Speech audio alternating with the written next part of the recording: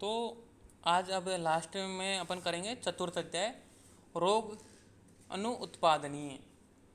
देखो अब ये थोड़ा वर्ड ऐसा लगेगा आपको, रोग अनु उत्पादनीय मतलब रोग को उत्पन्न नहीं होने देना, इसका सीधा सा मीनिंग ये समझो आप, रोग अनु उत्पादनीय। एक बार देखता हूँ सारे बच्चे आ गए क्या? 16 बच्चे आ गए।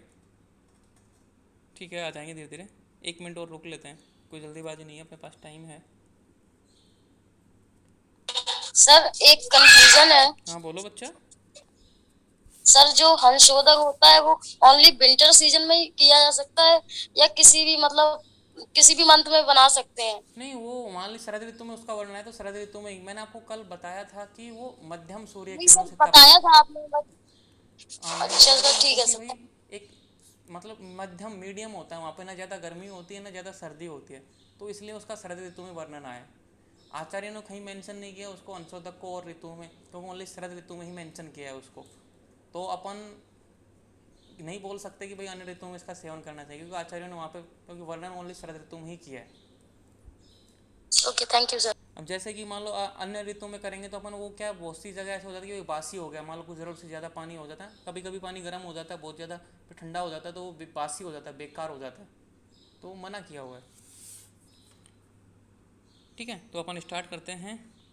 चतुर्थ अध्याय, रोगान अनुत्पादनीय, प्रिवेंशन ऑफ डिजीज मतलब रोगों से प्रिवेंशन करना है, लोग बचाना है रोगों से, रोग को उत्पन्न ही नहीं हो देना। तो इस चैप्टर में बताया कि रोग को कैसे उत्पन्न होने से बचना है, मतलब बॉडी में उत्पन्न होने नहीं देना। Chapter number 4, रोगाणु उत्पादनीय। तो स्टार्ट करते हैं अध्याय परिचय। मेरी नज़र में चैप्टर स्टार्ट करने से पहले अध्याय परिचय बहुत इंपॉर्टेंट है।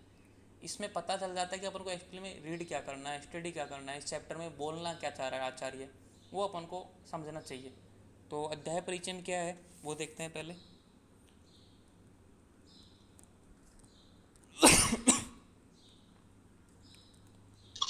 तो अध्याय परिचय, रोगों का जो अनुत्पादक, रोग जिसमें उत्पत्ति ना हो, मतलब रोगों का जो अनुत्पादक, रोगों को उत्पन्न नहीं होने देना, रोग जिसमें उत्पत्ति ना हो मतलब बॉडी में रोग आना ही नहीं चाहिए, उसका हित जिसमें वर्णित है उसे रोगाणु उत्पादनीय कहते हैं। इस चैप्टर का नाम की परिभाषा बताइए कि रोगों का जो अनुत्पादक, रोग जिसमें उत्पत्ति ना हो, कहने का मतलब अपनी बॉडी में अपन को रोग को उत्पन्न नहीं हो देना, और जो इसका जो हित में वर्णन है अपने शरीर के लिए क्या हितकर है क्या नहीं है, वो जो वर्णन जहाँ किया जाता है उसे रोगानुत्पादनीय कहते हैं।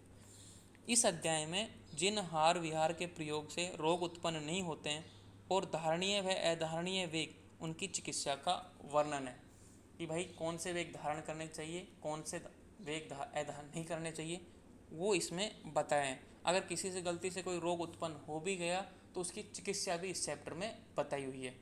तो ठीक है, छोटा सा चैप्टर है।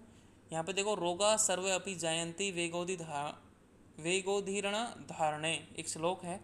ठीक है, इसका मीनिंग क्या है? रोगा सर्वे अपि जायंती वेगोधि धारणे धारणे, अनुपस्थित वेगों को प्रवृत्त करने और उपस्थित वेगों की रोकने से ही सब रोग उत्पन्न होते हैं। जैसे कोई नेचुरल इमरजेंसी है, जैसे कि आपको यूरिन पास आउट करना है, नेचुरल इमरजेंसी है, कोई खेके थोड़ी आती है यूरिन पास आउट करने की, कभी भी आ सकती है। ठीक है, ठीक है, आपको छींक आ रही है, स्नीजिंग आ रही है, नेचुरल है, नॉर्मल है, कभी भी आ सकती है। तो जानबूझ के अगर छींकने की कोशिश कर रहे हो तो आपको रोग उत्पन्न होगा, अगर छींक आती हुई को आप रोकने की कोशिश कर रहे हो तो आपको रोग उत्पन्न होगा। तो ये बोल रहा है अनुपस्थित वेग, कि मतलब कोई नेचुरल वेग आ ही नहीं रहा आपको बॉडी में, ज़बरदस्ती कर रहे हो उस वेग के साथ आप, मतलब आप ज़बरदस्ती यूरिन पास आउट करने की कोशिश कर रहे हो, ज़बरदस्ती आप नींद लेने की कोशिश कर रहे हो, ज़बरदस्ती आप कुछ ऐसा काम कर रहे हो, जो वेग बताएं अभी बताएंगे 13 तरह के वेग बताएं, उनको आप अनुपस्थित, वो है ही नहीं, मतलब आ ही नहीं रहा नेचुरली, लेकिन आप प्रेशराइज कर रहे हो उसको। तो अनुपस्थित वेग को प्रवृत्त करने मतलब प्रेशराइज करने और उपस्थित वेगों की रोकने से, मतलब अब आपको यूरिन पास आउट करने की नेचुरल इमरजेंसी आ रही है, आप नहीं कर रहे, उसको रोके बैठे हो, आपको क्लास लेनी है, ठीक है, आप कहीं फंस गए, कोई पब्लिक प्लेस पे फंस गए, आप नहीं कर पाते, तो आप उसको ज़बरदस्ती रोक रहे हो, इससे भी आपको रोग उत्पन्न होंगे। अनुपस्थित वेगों को रोकने से ही सब रोग उत्पन्न होते हैं। और इस बीमारी से मोस्टली जो होती है ना, जो महिलाएं ज़्यादा पीड़ित होती हैं, वो क्या अपनी लाज शर्म वो होती है ना एक तरीके से, उसकी वजह से वो इसमें हिचका जाती हैं और अपने वेगों को रोके रखती हैं। उससे क्या उनके यूरिन इन्फेक्शन है, ठीक है, डिसऑर्डर होते हैं जो जेनरल ट्रैक्ट से संबंधित बहुत ज़्यादा होते हैं, इसकी वजह से भी मोस्टली होते हैं। तो आप कभी कोई ट्रीटमेंट करो तो एक बार पूछ लिया करो कि ऐसी कभी सिचुएशन में फंसी हो कि कभी कभी क्या बहुत ज़्यादा अपन रोग लेते हैं तो उससे भी बहुत ज़्यादा डैमेज हो जाता है, अपना यूरिन ब्लैडर बहुत ज़्यादा डैमेज हो जाता है। बहुत सारी चीज़ें होती हैं जो इसमें क्या मोस्टली महिलाएं लड़कियां प्रभावित होती हैं, ठीक है। क्योंकि इस क्योंकि इस श्रम से, अब कौन सा श्रम, आप तो रोकने का भी और प्रवृत्त कराने का, मतलब अपोजिट काम कर रहे हो। उस श्रम से, उससे वायु का प्रकोप होता है, वायु यानी वात का प्रकोप होता है, मतलब वात बॉडी में बहुत ज़्यादा बढ़ जाता है। आप उसको रोकने का काम कर रहे हो, ठीक है, उपस्थित वेग को रोकने का काम कर रहे हो या अनुपस्थित वेग को ज़बरदस्ती प्रेशराइज कर रहे हो, तो इसमें मेहनत लग रही है। मेहनत करने से क्या होता है, वात का प्रकोप होता है और वायु ही सब रोगों का कारण है। तो मोस्टली आपको पता है कि भाई कफ कफ कफ है पंगु, पित्त है पंगु, पंगु मल धातु है, ठीक है। और मैंने कल बताया था पदार्थ विज्ञान में एक श्लोक है कि वायु ही कफ को ही ले जाती है, धातुओं को ले जाती है, मल को ले जाती है। तो सब रोगों का कारण कौन है, वायु। तो वायु का ही प्रकोप हो गया, वायु बहुत ज़्यादा बढ़ गई बॉडी में तो रोग तो उत्पन्न होना लाजिम है, तो रोग तो उत्पन्न हो गई। तो समझ में आया ना मैं क्या बोल रहा हूँ? Yes sir. ओके। आचार्य सुश्रुत में देखो, अब यहाँ पे आचार्य सुश्रुत का नाम आया है। अपन पढ़ किसके रहे हैं, आचार्य वाघभट्ट की पढ़ रहे हैं, लेकिन यहाँ पे सुश्रुत का नाम है इसलिए मेंशन किया है नाम। आचार्य सुश्रुत ने इन्हीं वेगों को धारण करने से होने वाले रोगों का नाम उदाहवर्त बताया है। तो एक क्वेश्चन आता है, खैर अभी तो नहीं आएगा लेकिन सेकंड ईयर में ज़रूर आ सकता है, कि कौन से आचार्य ने वेगों को रोकने से जो रोग उत्पन्न होते हैं, ठीक है, उनको उदाहवर्त बताया। पीजी में आ जाता है कि उदाहवर्त किसने बताया, तो आचार्य सुश्रुत ने बताया। वहाँ ऑप्शन आएंगे आचार्य वाघभट्ट, आचार्य चरक, आचार्य सुश्रुत या कोई नहीं, तो आपको वहाँ पर आंसर लगाना है आचार्य सुश्रुत। मैं आपकी क्लास लेता हूँ ना पदार्थ विज्ञान की अष्टांग की, तो मैं पीजी के क्वेश्चन सोल्व करता हूँ क्योंकि सब्जेक्ट वाइज मैं स्टडी कर रहा हूँ इस समय। इसका मुख्य दोष बताया, इसमें इसका मुख्य दोष वात बताया है। अब बात को मैं लिखना भूल गया, मैं लिख दूंगा यहाँ। इसका मुख्य दोष वात बताया, मतलब उदावर्त रोगों का मुख्य दोष कौन है, वात दोष, मतलब वायु। यहाँ पे मैं वात लिखना भूल गया तो वात में लिख दूंगा, ठीक है। तो इसका मुख्य दोष वात बताया, मतलब वात की विकृति से ही ये रोग उत्पन्न होते हैं। और क्या बोला है, उदावर्त बताया, किसने, आचार्य सुश्रुत ने, ठीक है। अब देखो अधारणीय वेग, भाई कौन से ऐसे वेग हैं जिनको धारण नहीं करना चाहिए। अधारणीय मतलब जब भी कोई नेचुरल इमरजेंसी आए उसको तुरंत सेपरेट करना चाहिए, ठीक है, तुरंत बाहर निकालना चाहिए, तुरंत वो काम कर लेना चाहिए, मतलब धारण नहीं करना है उसको, बस सीधा जैसा ही नेचुरल कॉल आया उसको ख़त्म करो, उसको करो बस। जैसे कि आहार पाक क्रिया में दोष धातु की उत्पत्ति के बाद मलों की उत्पत्ति होती है। अपन ने भोजन किया, भोजन करने के बाद में दोष धातु की उत्पत्ति के बाद मलों की, कोई जिससे मान लो अपन बोलते हैं ना कि भाई रक्त बन गया, मांस बन गया, मेद बन गया, अस्थि बन गया, कहने का मतलब है कि दोष बन गए, धातु बन गए। क्या अब बाद में फिर जो ऐप मतलब बेकार पार्ट है, एक तो होता है ना प्रसाद भाग और एक किट्ट भाग, आपने फिजियोलॉजी में पढ़ा होगा, किट्ट भाग से मल की उत्पत्ति होती है। तो बाद में मल की उत्पत्ति है, मल में क्या आता है, पसीना आता है, यूरिन आता है और पुरिस यानी स्टूल आता है, तो मलों की उत्पत्ति होती है। इन मलों का शरीर से बाहर निकलना अत्यंत आवश्यक होता है। तो सिंपल सी बात है, मल को बाहर निकालोगे ही नहीं तो बीमारी पैदा नहीं हो जाएंगी अंदर। तो इन मलों की बहिर प्रवृत्ति मतलब बाहर निकालने की प्रवृत्ति क्रिया को ही वेग कहते हैं। कहने का मतलब है कि जो मलों को बाहर निकालने की जो क्रिया है उसी को अपन वेग कहते हैं। तो अधारणीय वेग, कहने का मतलब है कौन से वेग हैं जिनको अपन को अधारण मतलब धारण नहीं करना है, बॉडी में धारण नहीं करना है, अधारणीय। इन वेगों की स्वाभाविक प्रवृत्ति को रोककर शरीर में, देखो यहाँ पे लिखा हुआ है, इन वेगों की स्वाभाविक प्रवृत्ति को रोककर शरीर में मल संचय करने से वात वृद्धि हो जाती है। अगर आप उनको बाहर नहीं निकालोगे, धारण कर लोगे, तो शरीर में किसकी उत्पत्ति हो जाएगी, वात की वृद्धि हो जाएगी तथा विभिन्न मल संचय जन विकार हो जाते हैं। जैसे यूरिन को आपने ज़्यादा देर तक इकट्ठा किया, पुरुष को ज़्यादा देर तक इकट्ठा किया, तो आपको विभिन्न रोग उत्पन्न हो जाएंगे। अतः हमें इसे स्वाभाविक प्रक्रिया को रोकना नहीं चाहिए। तो जो नेचुरल प्रोसेस है उसको अपन को रोकना नहीं चाहिए। हाँ बस वो पाइप है कि तेरे पास वो मुरली वाले वो जहाँ पौधों में पानी देता हूँ। नहीं,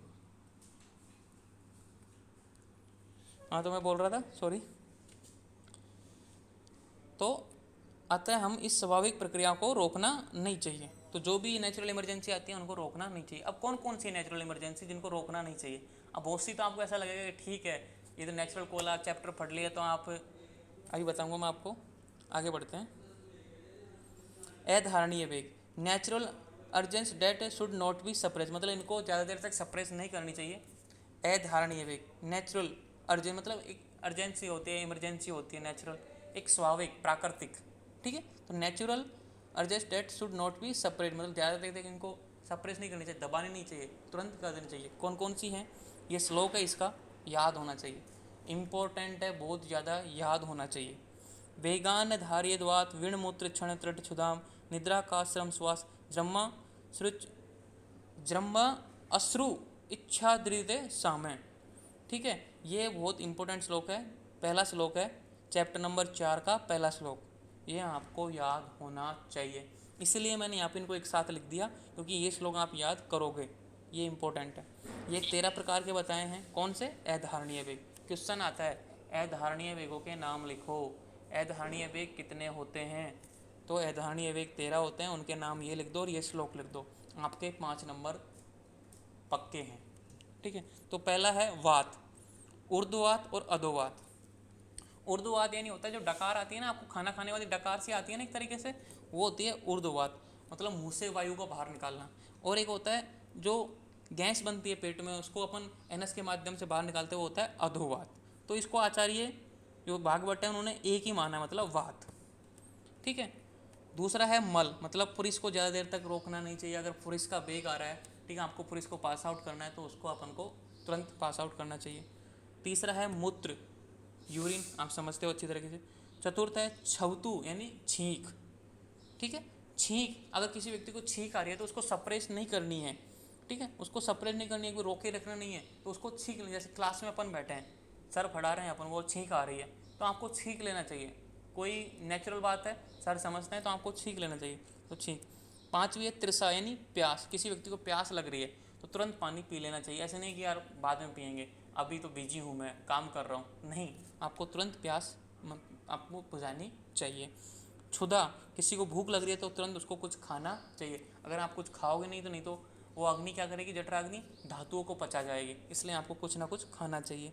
निंद्रा, नींद आ रही है तो नींद ले लेनी चाहिए, ठीक है, आपको एक रेस्ट, थोड़ा रेस्ट निकाल लेना चाहिए। आप ऐसे परेशान मत होइए कि भाई काम करना है मुझे, नहीं, नींद आ रही है तो नींद ले लेनी चाहिए, ठीक है। एक नेचुरल कॉल है ये, भूख नेचुरल कॉल है, निंद्रा नेचुरल कॉल है, प्यास नेचुरल है, छींक नेचुरल है, काश यानी खांसी। अब अचानक से मैं जैसे क्लास में पढ़ा रहा हूँ आपको, मैं खांसी आ रही है, मैं जब खांसूंगा नहीं तो प्रॉब्लम होगी ना, तो मैं खांस लेता हूँ, नॉर्मल बात है क्योंकि नेचुरल है, ये कभी भी आ सकती है। काश यानी खांसी, कफ।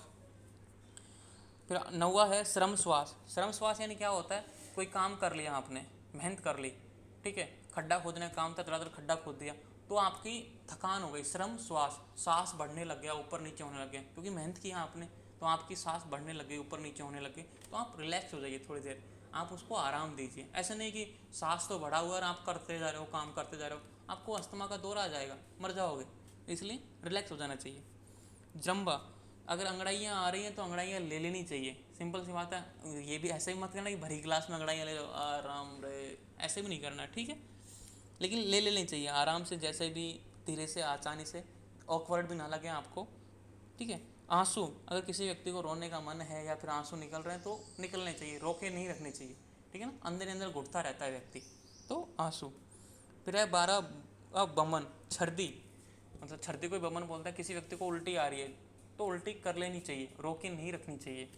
फिर है शुक्र, कोई व्यक्ति अगर, ठीक है, ऐसी सिचुएशन में है, ठीक है, यहाँ पे देखो, यहाँ पे आया है रेत, रेत साम है, रेत साम यानी आया है शुक्र, ठीक है। रेत साम का मीनिंग होता है कि जो काम सेक्स के दौरान आपकी जो इच्छाएं हैं, ठीक है, ऐसे नहीं है कि भाई नॉर्मल, इसका बहुत गलत मतलब लेते हो उससे व्यक्ति है कि जबकि भाई इसका मतलब है कि अगर सेक्स की इच्छा से सेक्स कर लेना चाहिए, इसका मतलब ये नहीं है कि, इसका मतलब है कि जब जैसे कि किसी, ये बोलते हैं ना एक तरीके से एजुकेशन होने वाला है, तब आपको रोके नहीं रखना है, ठीक है, तब आपको उसका शुक्र का निर्हरण कर लेना चाहिए, ठीक है। 13 हो गए, देखो यहाँ पे वेगान धारियात, वेगान धारियात मतलब कौन कौन से वेग हैं जिनको धारण करना है, वात हो गया, फिर विण, विण यानी मल, मूत्र, मूत्र, छव यानी छींक, त्रुट यानी प्यास, क्षुधाम यानी भूख, निद्रा यानी नींद, काश यानी काश मतलब खांसी, श्रम श्वास यानी जो काम करने से जो थकान उत्पन्न होती है एक तरीके से वो,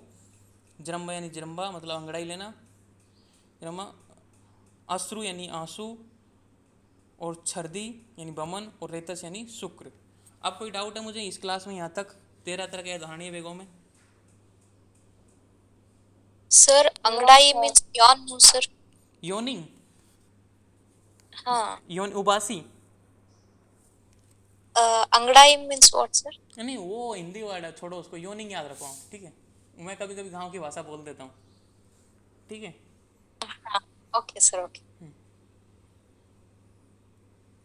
कोई डाउट है यहाँ तक?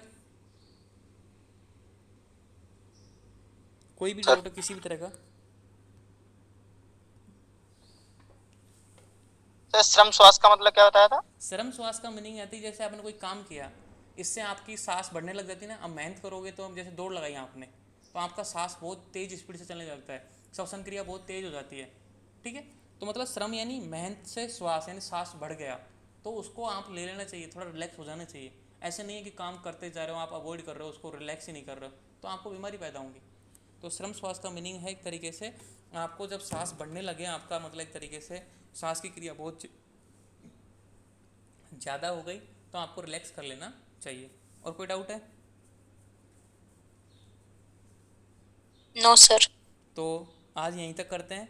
इसमें एक इम्पोर्टेंट है कि आचार्य चरक ने 13 माने हैं, आचार्य चरक ने 13 माने, ये बात ध्यान रखना।